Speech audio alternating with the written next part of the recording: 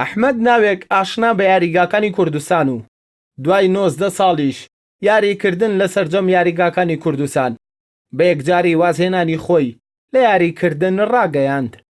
ئەحمەد سالار یاریزانی زۆر لە یانەکانی شاری سلەیمانی کوردستان دوای 19 ساڵ خزمەتکردن بە وەرزش بە یەکجاری وازهێنانی خۆی لە یاریکردن بە ئەنجامدانی یاریەکی دۆستانە لە نێوان هەڵبژاردەی یاریزانە دێرینەکانی عێراق و کوردستان ڕاگەیاند.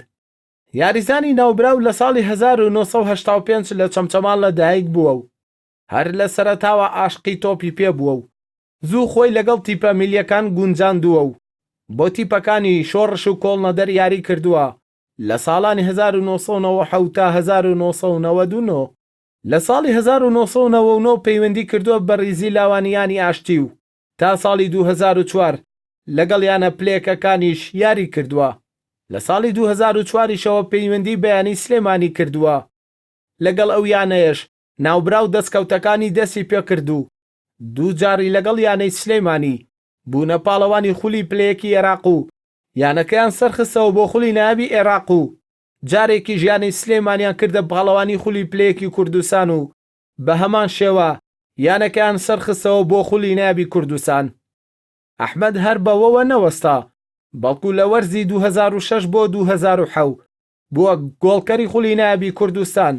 لە هەمان ساڵیشدا بە باشترین یاریزان دەستنیشان کراوە لە زۆنی سەوز و دووەم باشترین یاریزانیش بووە لەسەر ئاسی کوردستان. ئەحمەد لەسەر ئاسی کوردستان نەوەستا بەڵکو بۆ یەکەم جاریش بانگێشی هەڵبژاردەی ئۆلۆمپی عێراق کرا، بەڵام بە هۆکارێکی تایبەت بەخۆی پەیوەندی نەکرد بە هەڵبژاردەکەوە جگەلەوەی بۆ یانەکانی کەمال سەلیم و سلێمانی و نەورۆز و پێشمەرگەی سلێمانی و پێرس و پێشمەرگەی هەولێر یاری کردووە. لە هەمان کاتدا یاریزانی سەرەکی هەڵبژاردەی کوردستان و پارێزگای سلێمانی بووە.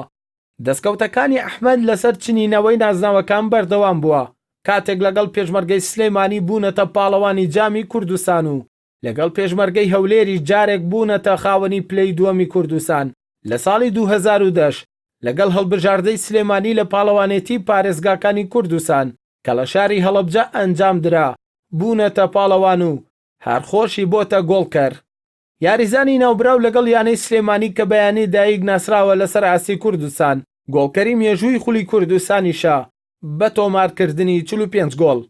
دوای 19 ساڵ یاریکردنیش بە یەکجاری ماڵاوایی لە یاریگاکان کرد و پلانی داهاتووی یاریزانی ناوبراویش ڕووکردنە بواری ڕاهێنانە یاخود دەستەی کارگێڕی یانەکان.